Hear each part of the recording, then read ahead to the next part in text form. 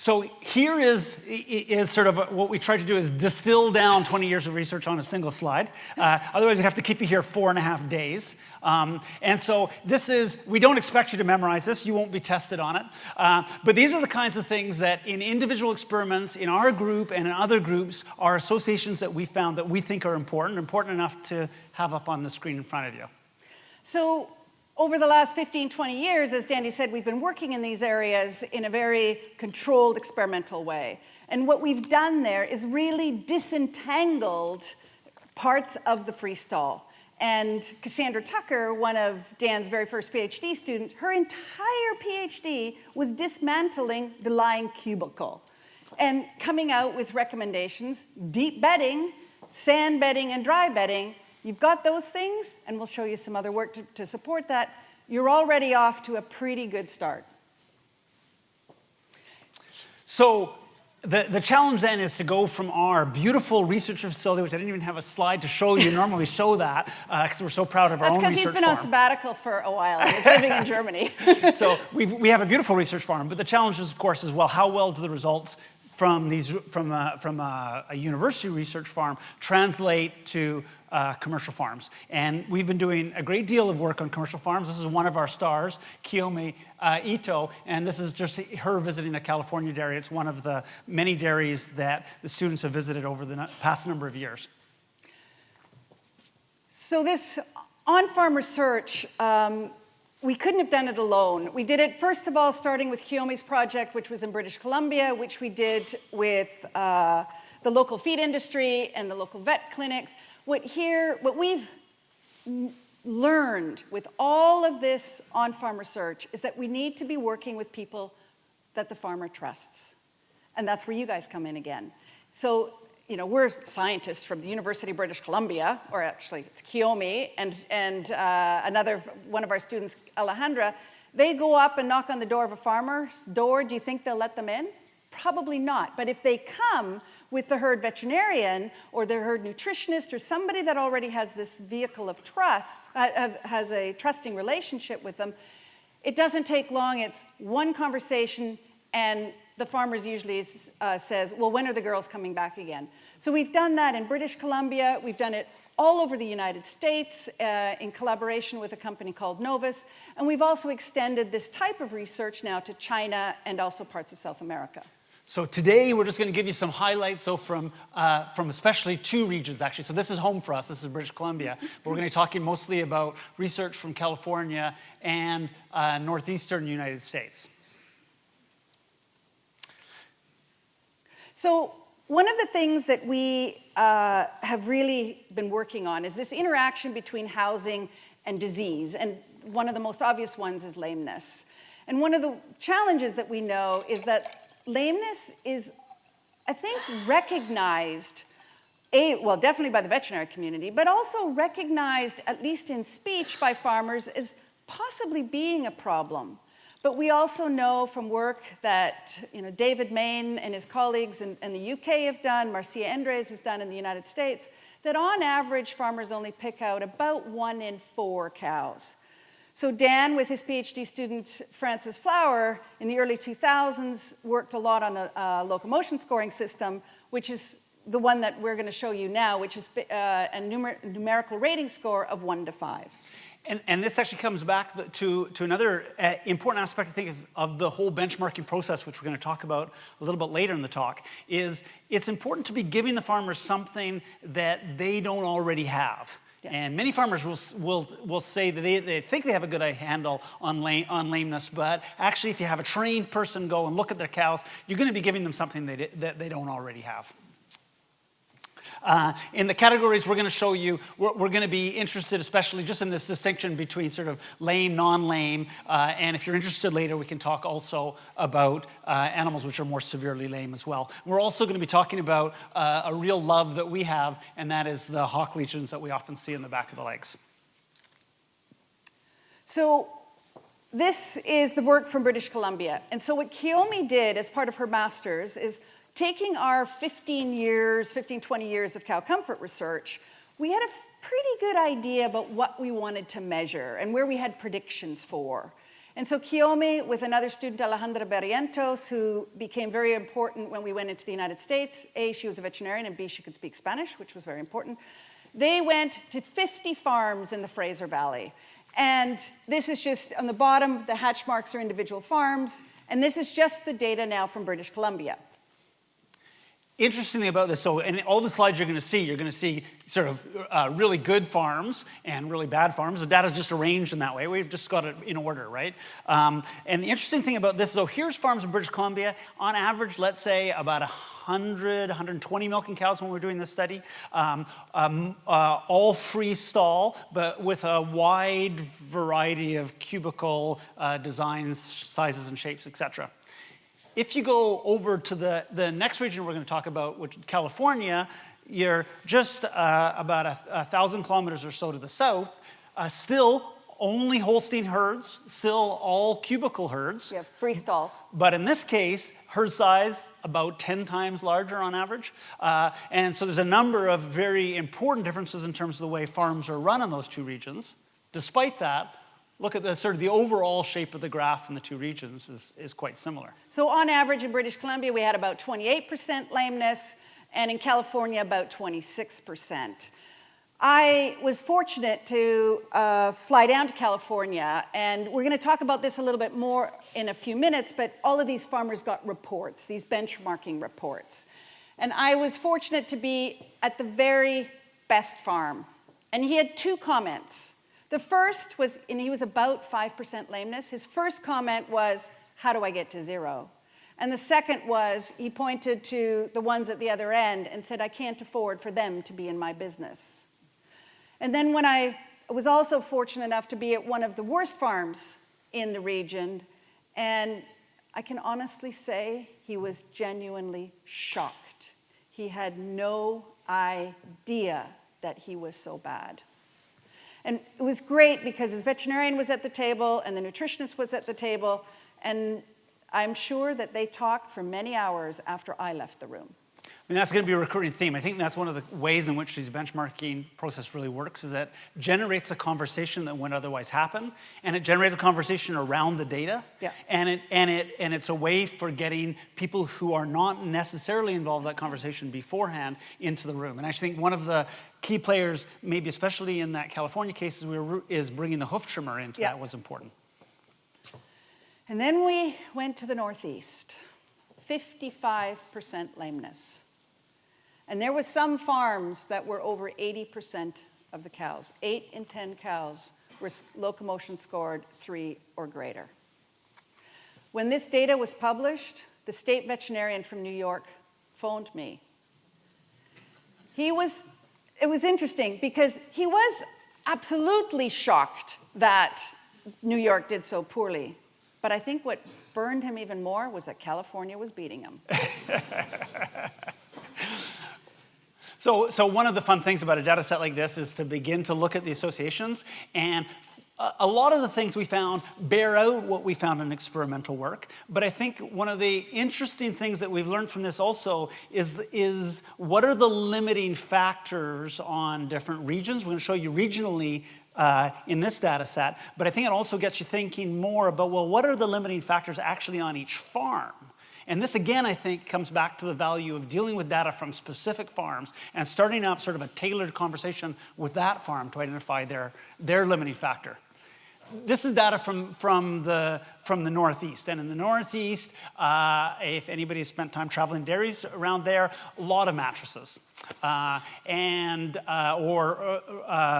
rubber mats. And basically, in that environment, the thing that really popped out as being most important is whether they're using a deep bedding system.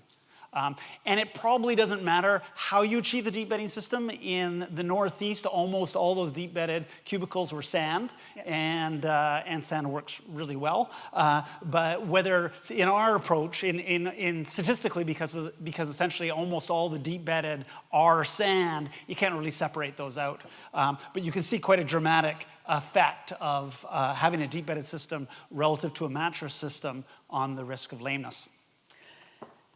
One of the things that we did in the questionnaire, so the students, Kiyomi and Ali, when they went to these farms, They measured lots and lots of things, but they also went and interviewed the farmer. And in many cases, I know that Alejandra spent time with the farmer as he was plowing his field or whatever, sitting in the tractor beside him, getting the information. And one of the questions that they asked, and this was answered as a yes or a no, at any point in time during the dry period, did your cows, or these assessment group, which in this case we were assessing the high pen, would at any point in time during the dry period, did the cows have access to pasture? Those farms that answered yes to that had an odds ratio of 0.5. So here was something that was protective. The association, we don't know. It's just that, you know, why is this the cause and effect? Because the assessment group at the time of the assessment had no access to pasture. It's just that those farms that answered yes to that, we saw this benefit. So here you have, oh, by the way, this is a picture of our home farm. That's right outside the door. This is in the Northeast. So Northeast, all these cows, as I say, cubicles, but mattress-based system. Then you go over to California. Actually, hock lesions we're going to talk about first. That's right, yeah, hock lesions. So if lameness, I mean, I think there's some really promising things in the data set which shows things we can do with lameness, and certainly the benchmarking process helps identify limiting factors on the farm. But probably the easiest thing we can deal with is hock lesions.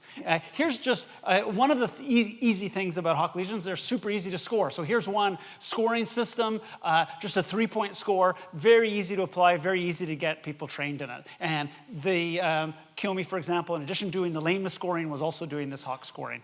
And we'll just show you a risk factor result slide with the hock lesions as well. So in terms of the hock lesions, as Danny said, this is something that I think we'd done enough experimental work on our own to know that this was a problem, particularly with these mattress-based stalls. But it was also something that the farmers were not used to talking about. They were worried about where they sat in terms of lameness all the time. They always, for the most part, if you asked them if they had a lameness problem, they, for the most part, said, no, I've got a few lame cows, but they really didn't have an appreciation for how bad it was on some of these farms. But for hawks, it was just sort of this thing that was out there that, yes, they'd heard about it, but they had no idea where they were at. And Kiyomi has this great story where when they were scoring the hawks in the milk parlor, where she was writing it down, and the farmer was standing behind her. And all of a sudden he goes, wow. He had no idea, none, that he actually, and he was one of those New York farms where sort of 88% of his cows had some sort of lesion or not. So this is something that is actually, I think, a huge problem for them, but it completely falls under the radar. Yeah, it's an area, again, where giving them the data helps them see the problem that's been there all along. So yeah, here's just a very quick summary slide. So we're using the mattresses again as our reference. And here are three confounded practices. So that, as I said, in the Northeast, deep bedded or sand, and sand stalls tend to be dry. And all those factors look protective, very protective, right? So we're talking about an odds ratio of about 0.05. So you know, if you talk about the difficulty in identifying factors that are going to help us solve lameness overall, yeah, maybe. Hock lesions, not so much. Really pretty easy. I mean, one thing that was interesting in the Northeast is definitely overstocking was a challenge in there. There's a lot of overstocked barns. But in the risk factor analysis, overstocking actually never came out because there was the issue of mattresses with no bedding just swamped everything else. But you go to California now, and in California, all of the stalls are deep bedded. Moreover, almost all the farms are providing some kind of outdoor access. Now, it's not the outdoor access that I showed you on our home farm. It's a dry lot area, often with a big sort of mound of dry manure, but it's outdoor access and very well-bedded stalls. So you go onto those California farms, and what kind of risk factors do you see there? all of a sudden overstocking comes out. So for every 10% increase in overstocking, the odds of hock injuries increase by 1.4. And what's interesting in California is we never saw a mattress. So when everything else is equal, that's when these other management factors come out. So let's talk a little bit more about what the benchmarking process is actually doing when we go on the farm. Here's a sort of definition of benchmarking that we see in the literature. Here is Kiyomi again, by the way, with one of the farmers. I think this is from, I think this is a New York farmer. Yeah.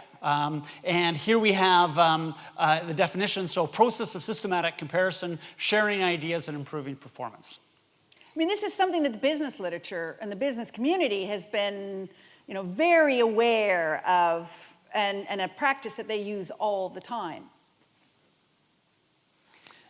Here, Kiyomi and Alejandro, that you spoke about a little bit earlier, in one of the parlors where they've just been doing the hock lesion assessments. Hock lesions are really easy to assess in the parlor.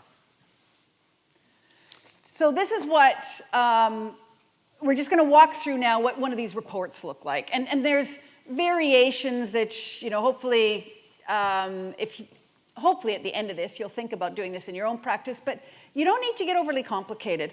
But what resonated with all of these farmers was the fact that they had their own evidence. So they got their data from their own farm, and they could see where they ranked relative to farmers in their region. So back to my California example, the guy that was at the worst, that was shocked, not once did he comment about the fact that he couldn't afford to change. Because there was 49 other farms that were better than him, getting the same for milk, likely having the same labor costs, and all of his the same weather, the same, all the same everything else. Yeah. So it took economics it put it on the side of the table. It shows what's achievable. Yeah. So this is the front page of one of the reports. As Nina says, doesn't matter how you do this. Here's sort of, if you look at some of the details, where in this case is how we're showing farmers where they stood. So we've just divided the data up into quartiles. So here is overall lameness, and here's severe lameness that we talked about. And so here, overall, we're showing that for the sample we're showing here, there's a 44% average. This farm's way up at 57%. There's obviously, that's a bit of a problem. And similarly, in terms of severe lameness, where in this sample, we had an overall average of 5%, the farm's up there at 11%. So he can see, this farmer can see he's up near or right in between sort of the third and fourth quartile in terms of the problem under assessment. And I think for us it's very important that we just show clinical lameness, the 3s, 4s, and 5s together, but also to parse out those severely lame cows. Because you may have different solutions depending on, if you've got only clinical lameness, so only 3s, you may have one solution, but if the majority of those 3s are cows that are walking on 3 legs, you may have a different solution. So this is a quote from a farmer that was on that. This is from New York. He says, "We recognize that cow comfort is important in maintaining high production. We also don't want to see cows that we've worked hard to raise leave prematurely because of factors that we could have prevented. That's why we're looking to identify weaknesses in our housing and management that we can correct." So overall idea here is really that we're providing data that allows the farmer themselves, together with whomever they would like to consult, and we try to set up an environment that makes consultation easy, as they say, by putting the vet and the hoof trimmer and the nutritionist in the same room, allow them to identify problems, allow them to develop their own solutions. And the data's bearing that out, right? Us coming in and saying there's going to be one solution. Well, one solution for the northeastern United States is different than the solution that we need in California. But ultimately, what we're very interested in this idea that if we get people to actually develop some ideas, do some changes, that the benchmarking can actually be an ongoing process. You don't just do it once. The idea is that you can keep on going back, and let's say they try something, changing the amount of bedding in their stalls, come back, did it work? Or maybe it's a different limiting factor on that farm. So we're just going to go back to, and for the next 3 slides, show you about some of the, lack of a better word, the fallout from doing this work in a particular region. So the Northeast, as I said, the state veterinarian was shocked, the farmers were shocked, they were shocked at how bad things were, and when we published the paper, like I said, that they were at least way worse than California was. And so here was a situation where we had these 50 farms, but we were called, I think it was 15 farms that called and called and called over the course of a year to 18 months. And the story was always the same. I've changed, I need more data, can you come back? So, I mean, there's a limited number of hours in the day, and the project had basically moved on, so it wasn't an initial part of that project to go back and do repeat assessments. But essentially, these farms hounded Kiyomi enough that she went back to them. And so here's the initial, this is the initial distribution, which I showed you earlier. This is the 15 farms that Kiyomi went back to in terms of their initial assessment. They go back a year later, and this is where the farms stand. So each of those farms did something unique. We didn't track, this isn't a controlled experiment or anything like that. It's just that they got together, for the most part, I think with their veterinarian, their nutritionist, their hoof trimmer, whatever, whoever. They sat down, they changed something, wanted a new reference point. And what you can see is that overall, we saw a significant reduction in lameness on those farms as a cohort of 15. So that's the lameness data. Now let's look at the hock lesions. So remember again, this is our overall distribution where we have a lot of farms in the Northeast really struggling with hock lesions. This is our before data for hock lesions from those same farms. And this is our after data for those same farms. So again, perhaps even more so with the hock lesions, perhaps because some of the hock lesion risk factors are just so easy to address if you can get farmers interested in it, you can see really dramatic improvements in that outcome. So here we had this situation where, as I said, this wasn't a controlled experiment, and one could easily argue that those farms that called us were the super proactive people, and that they're the ones that we had increased the chances of seeing a response like to the max. So we wanted to try this process again, but do it in a more controlled way. We also, as we talked about at the very beginning, in addition to the cow comfort lameness area, the area we've been working most in, is closest to our heart, is the pre-weaned dairy calf.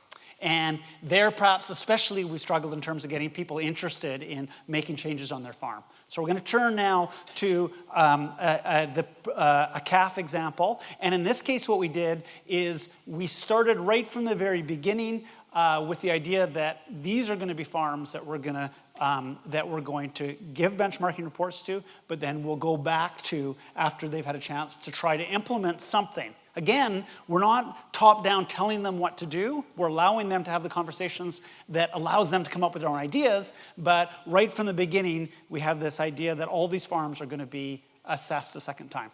And I think the other thing that was for us important is that we recognize that, I mean, we're 2 researchers, we have these students, and we have fantastic students, and they come and they go. But we were looking at a way of making this whole aspect more sustainable. And so that's why we partnered with Greenbelt Veterinary Clinic, one of the largest vet clinics in our region, to see whether or not we could use this template to help facilitate conversations between the vet, the client, the farmer, and the calves, an arena that veterinarians, at least from what we had heard, wasn't an arena that they traditionally had a lot of conversations with their clients about.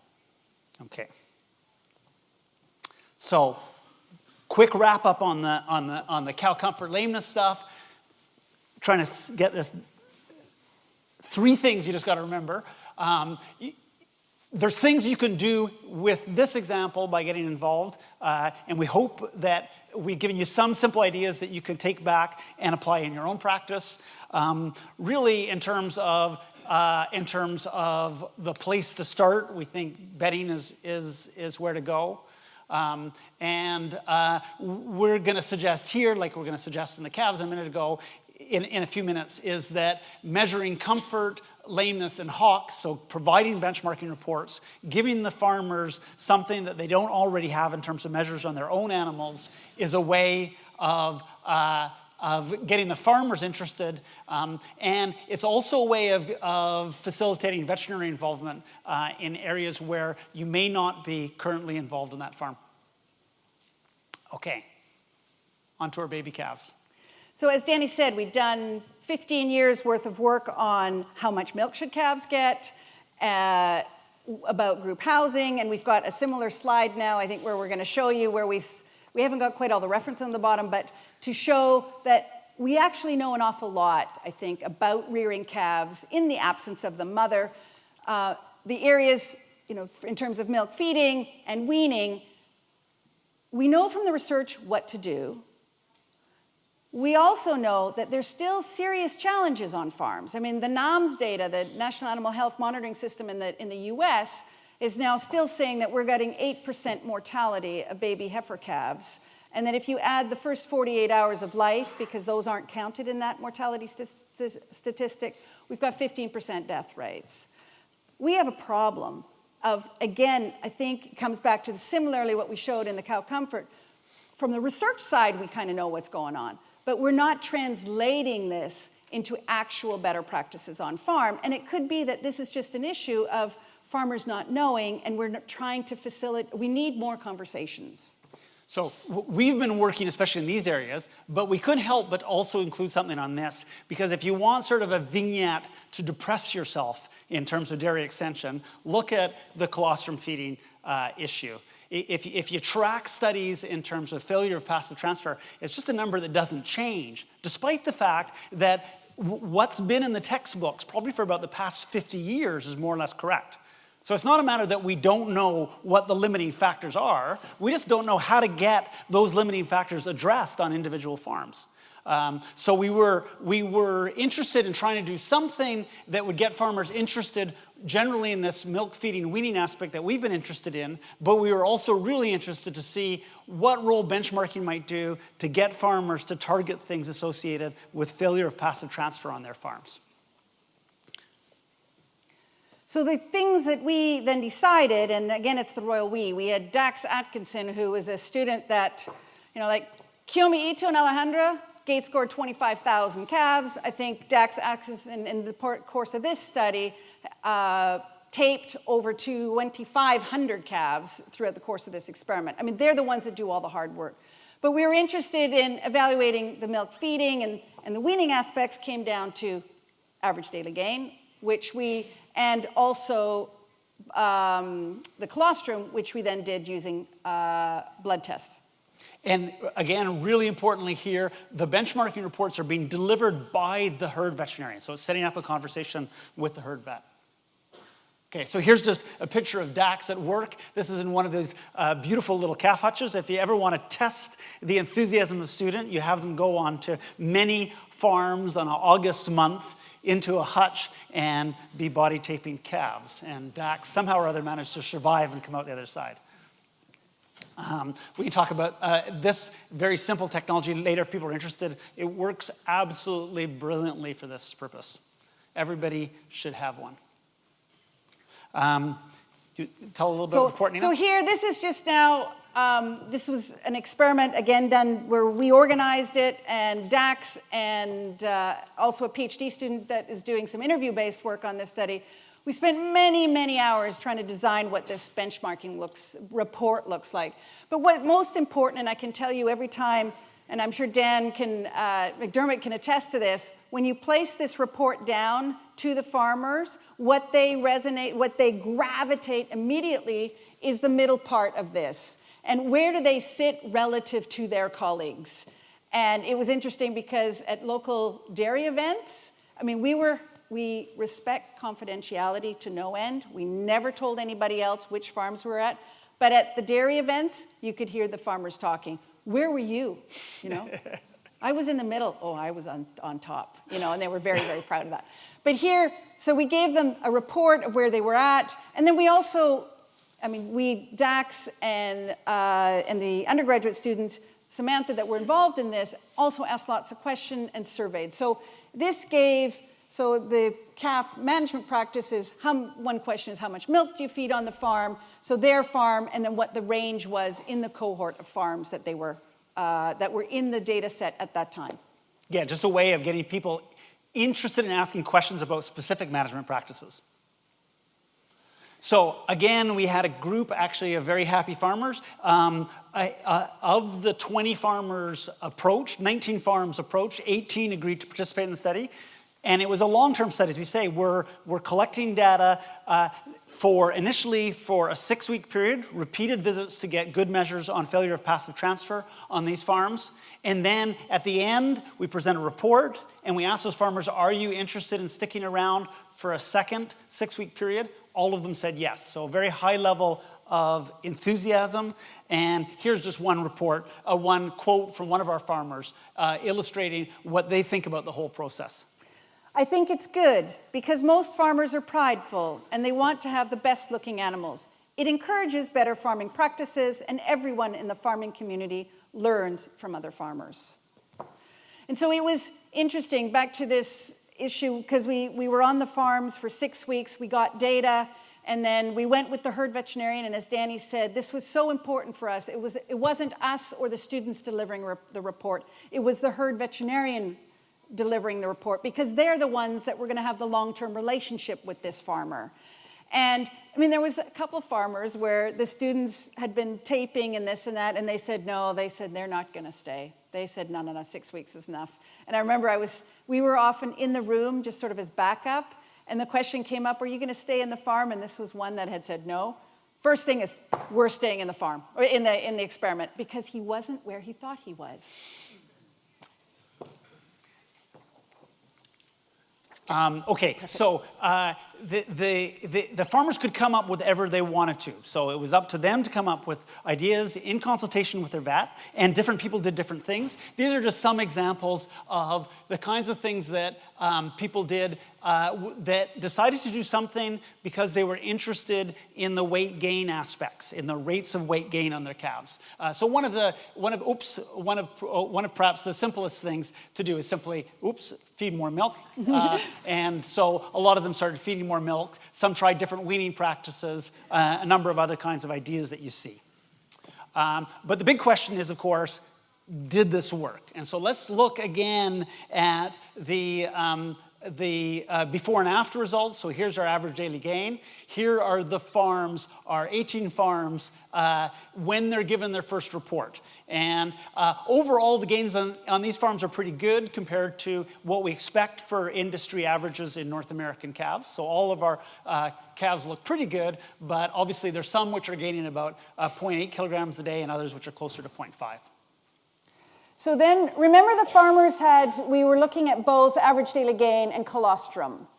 And so in this case, this was the initial weight, and then we would come back after 6 weeks, and then they could change something, and then they could figure it out, whatever they wanted to do. They did in consultation with their vet and everything. They changed something, and then we came back and collected data for another 6 weeks. And now this is the data after the experiment was over. So there we are. So here we have the farms that decided to do something in terms of changing their practices. One of those examples I showed you earlier. And so of our 18 farms, 10 tried to do something that they thought would address improve gains. And you can see that a number of the farms improved, and a few of the farms stayed about the same despite making one of those changes. But some farms elected not to do anything. And it could be in those cases they were going to focus on colostrum. But you can see the black triangles now. These are farms that basically said we changed nothing. And the ones that change nothing, more or less, don't change either. So the results seem to support what we expected, which is if you get the farmers interested in changing something, that's going to have some positive effect. The ones that choose not to manage for this, well, they're choosing not to manage for it. And I think one of the unintended consequences that we saw is those farms that were doing really, really well they were happy with where they were, and for the most part, they didn't change, which we thought was a good thing. So they had their practices down pat. They were affirmed that this is going well. Others, not so great. Okay, so just very quickly finishing with the failure of passive transfer results. So here's Dax taking a blood sample, and here are some of the things that the farmers decided that they wanted to try to do after seeing their first benchmarking report. And again, not surprisingly, one of the first things that people look to is just try to feed him a little bit more colostrum, but different people tried different things. So in the last two slides here, this is now the passive transfer results. And again, the blue is their first report. The black circles are those farms that decided to do something, to do a change, and the black triangles are those that elected to do nothing. Yeah. So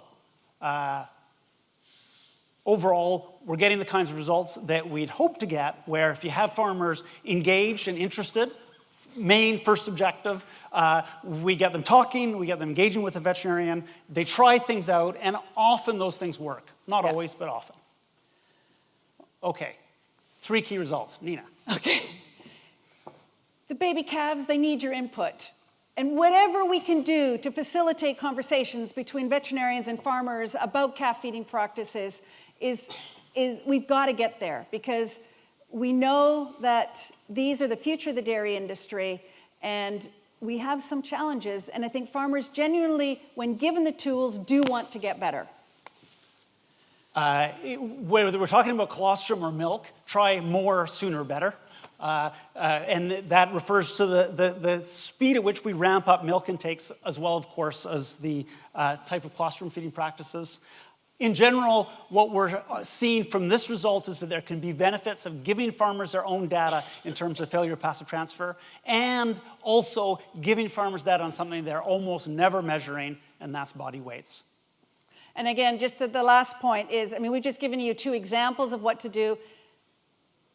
Think big. There's things that you probably know in your practice that you could measure and benchmark within your practice that would work really well for you. And lastly, all of this work would not have taken place without our biggest supporter, which are the dairy farmers themselves, the Dairy Farmers of Canada, and lots of other companies as well. But it's working with these farmers, and we feel humbled that we have their support to do sort of this grassroots type of work. Thank you very much.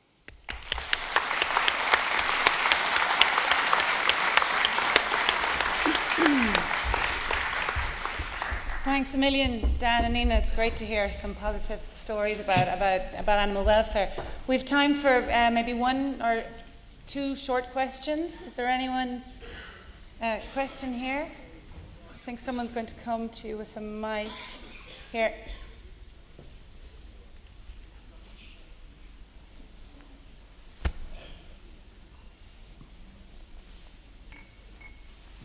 I only would have 1 comment. Sometimes farmers only understand one message.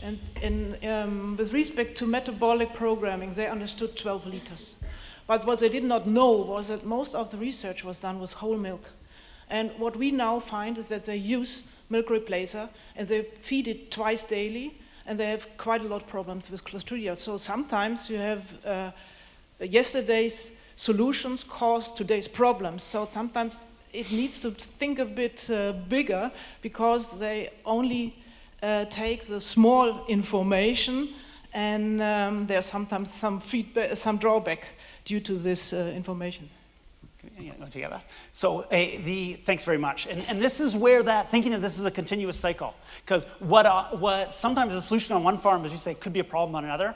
And what's important then is to be getting this buy-in that this isn't something you just do once, but you're embracing a culture of continuous assessment, which allows you then to try out, your job is to troubleshoot what the limiting factors are on that farm to allow them to get where they want to be. Thank you very much for that. Is there another short question from anyone? Okay, well, I think to keep things on time, I'd like to welcome Elke Abelus to the stage from Boehringer Ingelheim, and thank the speakers again. Thank you.